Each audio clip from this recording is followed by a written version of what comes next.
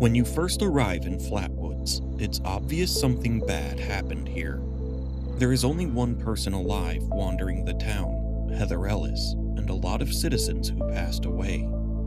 If you look closely, you can find all of their survivor stories to gain insight about who they used to be and maybe even some hidden stashes around the town. The main characters of focus are Tabitha, Jeremiah Ward, Delbert Winters, Scott Shepard, and Sofie Yates.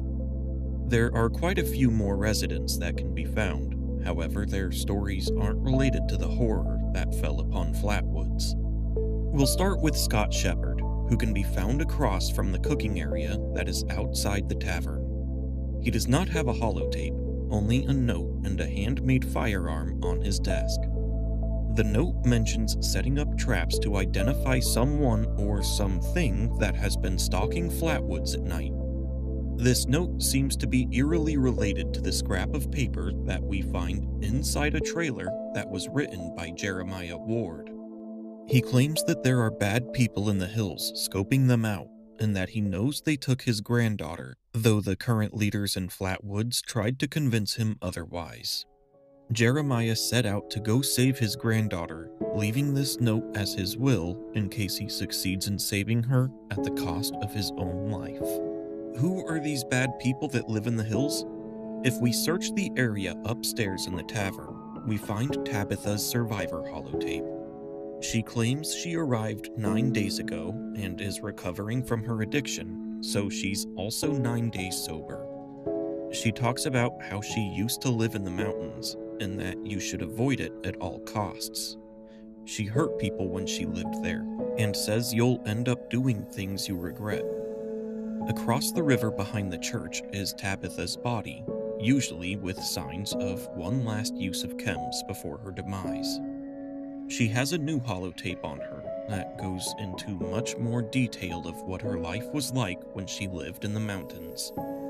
Her friends became vicious raiders with no remorse, and she realized they had become evil after they started treating animals and people disgustingly. She stole all of their supplies, including their chems, and ran away to survive on her own. Once she ran out of supplies, she found Flatwoods. It seems the raiders tracked them down, seeking revenge on Tabitha. We find evidence of this inside the community center, where there is a note left by someone named Sofie to Tabitha, claiming everyone is dead because of her. I located her body with a holotape on the porch of a house near the lodge. She talks about her traumatic experiences, surviving on her own as a child, and has a dark, distorted view of the world because of it. She mentions dropping all of the dead weight in Flatwoods and going to live in the mountains herself, and that she killed Delbert already for trying to stop her. Inside a trailer near the gas station is the body of Delbert Winters, who we learn is basically the founder of Flatwoods after the Great War.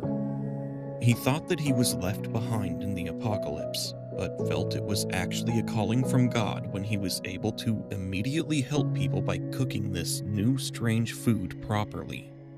From then on, he vowed to help anyone he met, give them food and shelter as much as he could, until Sofie came along, that is. I have a couple of theories as to exactly what happened, and none of them are pleasant, but my main one is that Tabitha's story is all true, with a twist. I don't think the raiders actually killed her. I would think they found her recovery notes in the meeting hall. I think they killed everyone in Flatwoods to make her suffer and be all alone with the chems, as she was able to record one last holo from her campsite. And then there is Sofie. I think that Sofie hid and wasn't killed by the raiders, but the situation that she was left in was very similar to the traumatic experience she had as a child. I don't think that she was able to handle it. Now there is only one last thing to do. I need to go save Jeremiah and his granddaughter Mia from the mountain raiders. Let me know what you guys think happened to Sofie and anything else that might have gone differently in the comments. Please don't forget to like and subscribe to my channel, especially if you want to see part 2 or hear any survivor stories in your shorts feed. Until next time, Appalachia.